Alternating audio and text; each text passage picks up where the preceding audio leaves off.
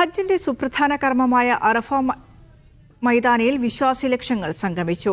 ഇന്ത്യയിൽ നിന്നുള്ള 1.25 ലക്ഷം ഹാജിമാരാണ് അറഫയിലെത്തിയത്. സൂര്യാസ്തമയം വരെ അറഫയിൽ തങ്ങിയ ഹാജിമാർ മുസ്തലിഫയിലേക്ക് രാപ്പാർക്കാനായി എത്തിത്തുടങ്ങി.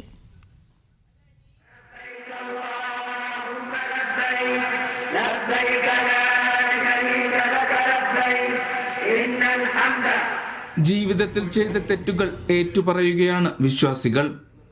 കണ്ണീർ നിറഞ്ഞ പ്രാർത്ഥനകൾ നടത്തി പാപക്കറകളെല്ലാം കഴുകിക്കളഞ്ഞു.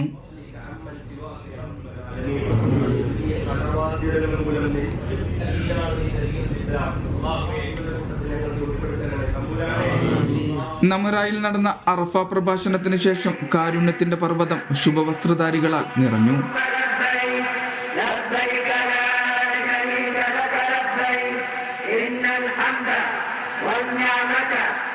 ദൈവത്തിന്റെ മാലാഖമാർ ഭൂമിയിലേക്ക് ഇറങ്ങി വരുന്ന സമയം ജീവിതത്തിലെ അഹന്തകളെയെല്ലാം മാറ്റി ദൈവത്തിലേക്ക് കൈ ഉയർത്തി പ്രാർത്ഥിച്ചു.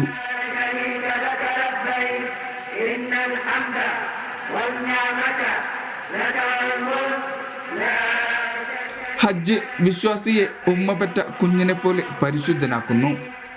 അതിനുള്ള തേട്ടമാണ്.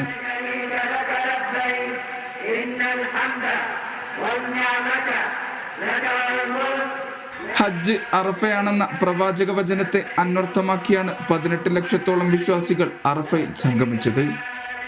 സൂര്യാസ്തമനത്തിന് ശേഷം ഹാജിമാർ മുസ്തലിഫയിലേക്ക് പുറപ്പെട്ടു. ആരോഗ്യ പ്രയാസങ്ങളൊന്നും കൂടാതെയാണ് ഹാജിമാർ കർമ്മങ്ങളെല്ലാം പൂർത്തിയാക്കുന്നത്. അറഫയിൽ നിന്നും സാബിത് സലീം, മീഡിയ 1.